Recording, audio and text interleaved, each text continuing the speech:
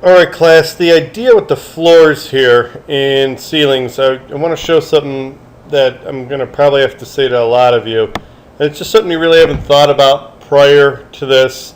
And I think once I show you this, hopefully it'll make sense to you. I've got Clark's project up. I just took the back wall and hit it. To hide something, you select on the object, right click, go hide in view, and you can go element or category. Category would do all of the things, so it'd like be all the exterior walls. Element would be all the, or just the one that you have selected, or all the elements that you have selected. To unhide real quick, there's a little light bulb down here. Click on that and it'll show you the objects that are hidden.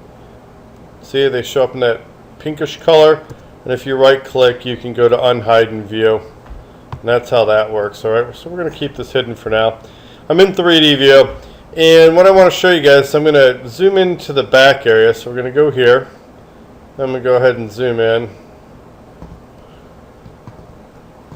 Alright, now here's the idea. There's the floor above. That's that 3-inch lightweight concrete on 2-inch metal deck. Now realistically, if you were going to use this, there would be web joists below or some sort of steel structure other than that, but typically it's a steel web joist. And so they'd hang down a good another, 8 to 12 inches. The span's not that long, so they wouldn't be that deep, but they'd be deep enough. So you'd have that as structure here, okay? The ceiling right now, Clark has it right up on the edge here, okay? And if I look, height offset, it's at 9 foot, see that?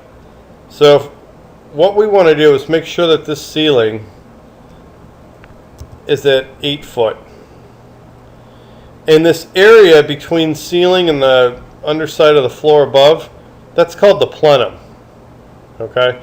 Now why do we need to worry about that? Well, you guys are going to be putting light fixtures in and stuff like that pretty soon.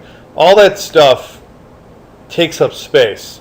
And the beauty of Revit is that it actually shows you the space it takes up. So if you've got your ceiling right up against the floor above, and then you've got like a 6-inch element that's casing some sort of light, it's going to stick through the floor above, right? It can't actually happen. Plus there would be HVAC up here, you'd have your ductwork up here, and you'd have a sprinkler system up here. So you need plenum space. And I think a lot of students, when they're first designing, they don't realize that, but hopefully this visual shows you guys the idea that, wow, I do need a plenum. I can't just put something up next to something else. And in reality, something like this actually would have structure below it anyway, so I know I need to keep something there that would show that structure as well. Okay, so that's for all of you guys to think about. The other thing I want to show you real quick, level 1 ceiling plan, there you go, is realistically these rooms, you should put a separate ceiling grid in each room. You shouldn't just go across the tops of all of them. Okay, this one we know that these two walls go all the way up. We know that that's happening.